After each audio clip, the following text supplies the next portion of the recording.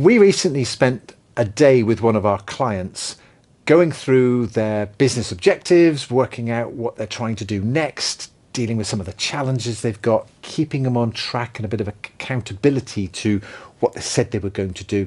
And it's a service we offer many of our clients where we spend regular days throughout the year going through this process of keeping people on track, keeping them heading in the right direction. And during that conversation, Vicki and I collected lots of information from them and challenged them on different things. And as a result of it, I ended up creating this, which I'm going to share with you. I did this for them, and it was to help them with their team. So this is a creative business run by husband and wife who has a team of people. And it's absolutely our perfect type of client that we love working with, because we've been doing this for about 35 years, helping this type of client. And so we understand the gap that often appears when we're dealing with creative industries between business, spreadsheets, accounts, money, HR, all that stuff, which is often very boring, and being creative and allowed to do what it is you do for your clients that just wows them. And not only wows them, excites you because you love doing the thing. Now, whether that be architectural design, whether that be interior design, whether you're an artist in some way, musician, doesn't really matter. You can also be a creative person in an ordinary business like an engineer or a consultant or something like that. As long as you've got this creative spirit about you that sees a way of looking at things differently, you'll probably find you have this conflict, this little fight between the business element and the thing you want to do, because the business element can be rather dull. And my experience of 35 years started off as an accountant. I mean, it's about as dull as you get. And I'm now a qualified mentor and coach to business owners. So I've been along this journey myself and understand an awful lot of this. So this is where we get into this. So let me share with you the concept. And the reason that I'm sharing this here now is that it's for you as a business owner, but maybe you can take this for your team if you employ people, because it might help them also understand a little bit about the objective, because it's relevant to a team. There are three elements, three circles I've drawn to illustrate the point. The top circle is called motivation. Then this one over here is called business. And this one over here is creativity. And business is, if you like, a circle that, no matter what business you're in, the business element is important for any business to have standard operating procedures, systems and processes, routines, disciplines that make the business run. Everything from sales and marketing to signing up new clients to bookkeeping and accounting and taxes and VAT to HR to health and safety to looking after the office, making the tea and coffee and cleaning the toilets. It's all part of running your business. And none of it in and of itself is that exciting, but it's clearly necessary to have that. So that represents the business. Now, if you are in some sort of creative business or creative mindset, your brain will think about things in a different way. You will be often thinking about things in pictures, you have a vision for the future. The number of people who read a set of architect's plans and see all the lines on it can't visualize that as a house or an extension or whatever, or perhaps see some interior designs and just can't picture what that interior will look like from that little swatch of fabric. I can. That's why I love being creative, but actually a lot of people can't. But if you can see things in pictures and you are of creative mind, what also happens is you look at the possibilities of what you could do. You can put things together that maybe you've never done before, or challenge different things, or where you're presented with an obstacle, how do you get over that obstacle? Some of our clients are in the boating industry, and designing things to go on a boat has other ramifications, like will it still float?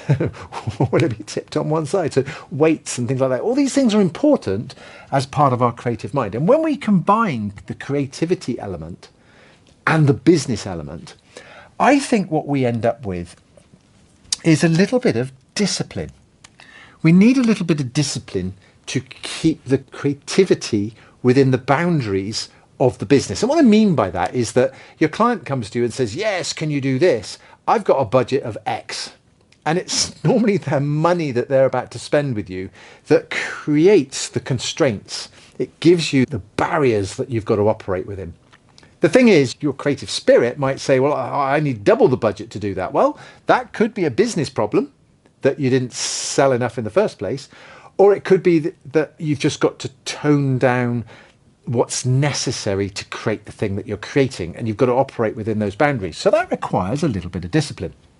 Now, if we then bring in motivation, motivation is important in any business, but particularly if you're in the creative space. Because if you're not motivated and you are creating something, my guess is that whatever you create is going to be a little bit beige. It's going to be a bit bland. I mean, if you're a chef and you're not very creative with your cooking, even if you're just cooking sausage, egg and beans, a good chef can turn sausage, egg and beans into an amazing tasting meal if they've got a little bit of motivation behind them. Otherwise, it's just going to taste a bit bland. The same goes with whatever you're designing. We don't want to see beige, and I'll explain why that's critical in a moment. But the motivation that you bring to the table, if we combine it with the business and the creativity, well, the motivation with your business, I think, creates profit, because you're in business to make money.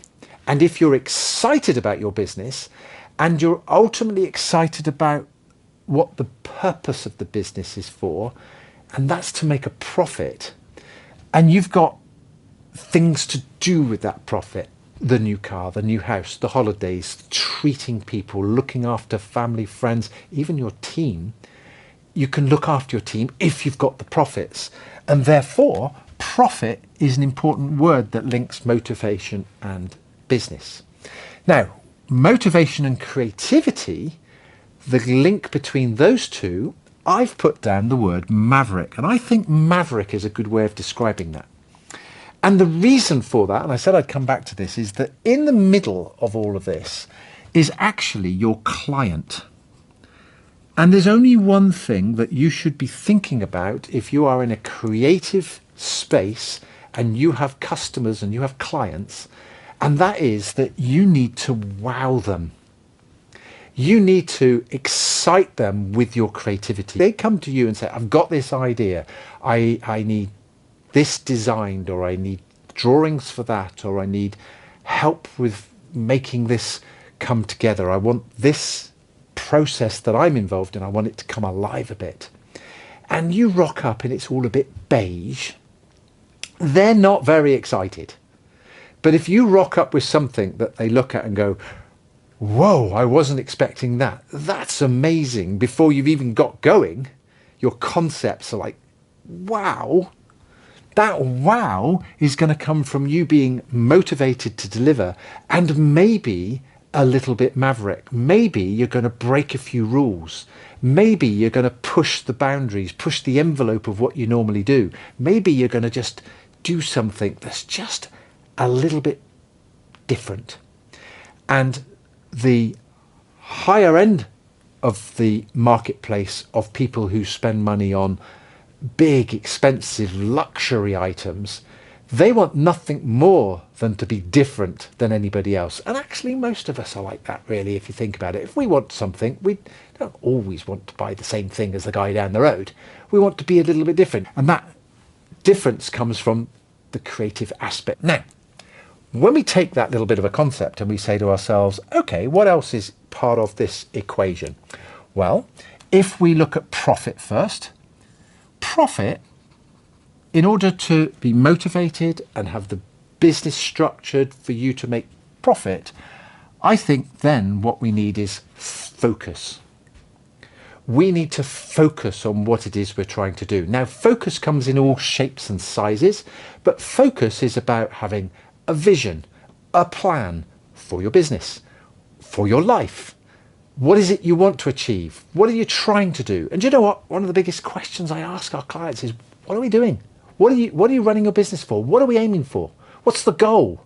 Because if I know what you're trying to achieve, I'm in there with you trying to help you do it. So if a client comes to me and says, oh, I really want to buy a house, or I want to move house, and I want to do that in the next 2 years because we're going to have a family or whatever it is, I'm like, okay, let's do this.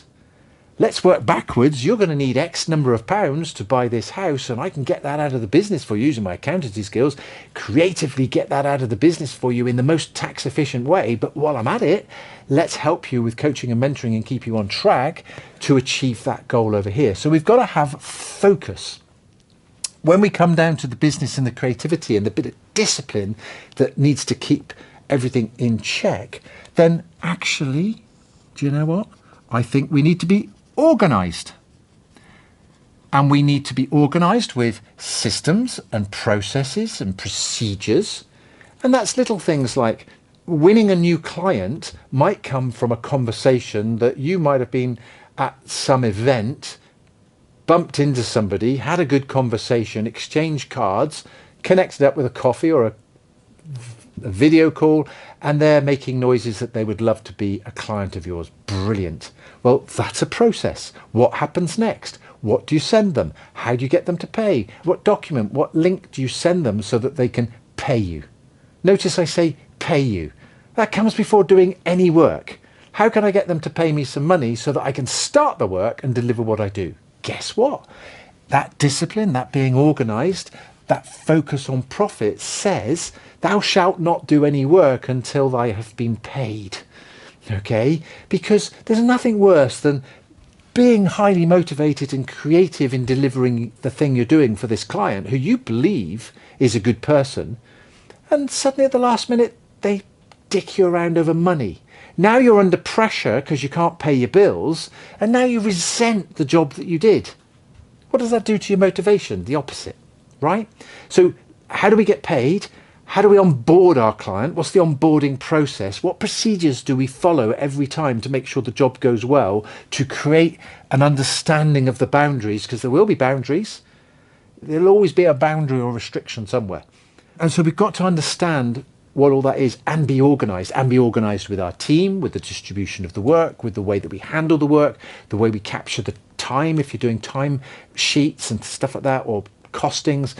All of that has to be highly organized, which is part of that discipline. And of course, you can see how that fits together nicely. The creativity in the business fits with discipline, profit and focus and being organized. But what happens when we drop in some motivation, some excitement, something that you get excited about? Well, that motivation and creativity, as I say, creates being maverick. And I think this is where we need you to be a disruptor. We need you to deliberately break some rules, deliberately push the boundaries, deliberately go out of your way to make things completely different. Some of my clients, in fact, a lot of our clients, are producing things for their clients that when I see it, I'm like, wow, you're doing that. How did you even think of that? Well, we were highly motivated. We were highly creative. But actually, somewhere in there, somebody's being a bit maverick. Somebody's being a bit of a disruptor and says, well, normally people do this, but we've decided to do this. Wow. And break the mold of what normal is. Break the mold of what, and I'm laughing slightly because I've actually seen this happen as it came out of the conversation. The team had produced something that was beige. Okay, this team produces amazing stuff, and the team had produced something, and I looked at it and went, what the hell? Who produced this? Is rubbish. Really rubbish. And it was beige. Right. And the thing is there's no need to be. And the reason it got a bit beige is because the focus ended up on the discipline and being organised. We were so deliberate to stay within our lane that nobody had they had a straight jacket on, their arms tied behind their back with long sleeves. Couldn't actually get on and be free to create. That means if you're a bit maverick and a bit of a disruptor, you'll probably break some rules around the office. You'll turn up late a few times. You'll stay late in the evenings. You might come in at the weekends. Okay, you might have a long lunch because that's all part of that creativity. You might need to go out and explore the world.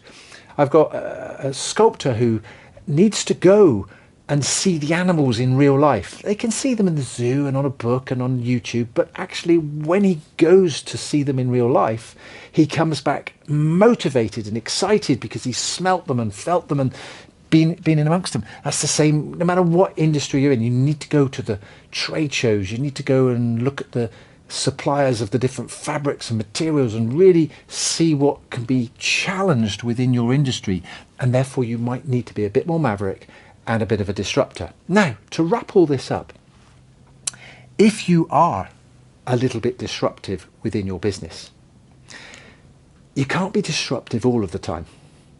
If you are a bit focused in your business, you can't be focused all of the time. Likewise, you can be organized and highly disciplined, but not all of the time.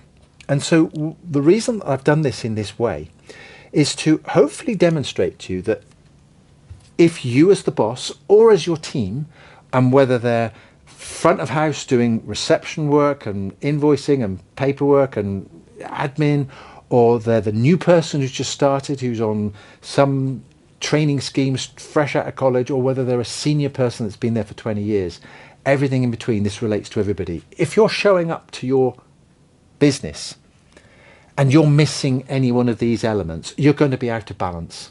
So sometimes you're going to have to turn up with some focus and think about the business and the profitability of the business. And sometimes you're going to need to turn up and be organized, highly organized with some discipline, but you're also going to have to turn up and be creative. Either be creative or help other people be creative. And again, sometimes you're going to have to be the disruptor, and you're going to have to be motivated or the motivator.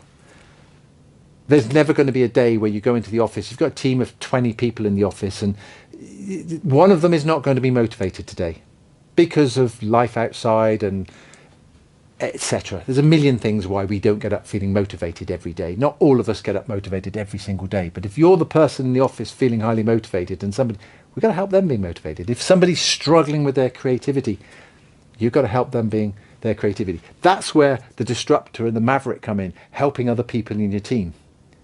And it's a fine balance, because the last thing you want is the whole team suddenly being disruptive, because it's all going to go out of balance. Okay, and it's not a case of taking it in turn. Let's have a discipline and some order and take it in turn. Sometimes it's just creative, just have to go with the flow. But the reason that I'm presenting this to you, the reason I present it to my client, is to help people in the business realize that there's a bit of movement between these. Sometimes people get very bogged down in being organized. It's all about the spreadsheets and the organization and the processes and the rest of it. And they do, because that's their job to do that, to run the jobs and be in charge of the jobs. And that can stifle the person trying to be the disruptor, trying to come up with a new idea, trying to think outside the box, whatever that means, right? And therefore, there is also people trying to get really focused on the profitability. And these people being focused are going to fight with the disruptors. And the disruptors and the focused people are going to sometimes fight with the people being organized, because you can be highly organized but not very profitable because you're just spending too much time doing the admin. Do you see what I'm hopefully trying to get over to you here? If this is your creative business and you've got a team of people, we've got to help everybody understand that there's a movement between each of these areas to create a little bit of understanding that when you are being disruptive and a bit maverick, you've also got to have a little bit of focus and a little bit organized in there. Likewise, the other way around, for one sole purpose. And this is the magic of this. The sole purpose is to wow your client. Wow your client by demonstrating how organized you are, how slick you are with your processes and the quality and the way you go about things. Demonstrate to them your calm presence, because you're not worried and stressed about money. You're able to show up calm, but also do things that wow them. Because guess what? If you've got people who are spending money on your creativity, the likelihood of them spending more money in the future is huge. The likelihood of them recommending to their friends is even bigger. If you wow somebody and you produce something that's amazing, they will talk about it for years afterwards. And that could be a clue as to what you're really selling. You're not really selling drawings or design or art. You're selling those memories. You're selling that feeling of being proud. Oh my God, I've got this thing. And they want to tell their friends. You're selling stories. You're selling the process of them being able to tell their friends and be proud to tell their friends and enjoy that process. That's really what you're selling. And this wowing bit is so, so important. Anyway, if you've got any comments, if you think I'm wrong, put them in the comments below. If you've got anything that you want to add to it, somebody might benefit from you commenting below. Or if there's something you want me to expand on, this is what this whole channel is all about. Helping you as a business owner, as a creative business, achieve more profits with less stress and less worry and less anxiety. See you in the next video.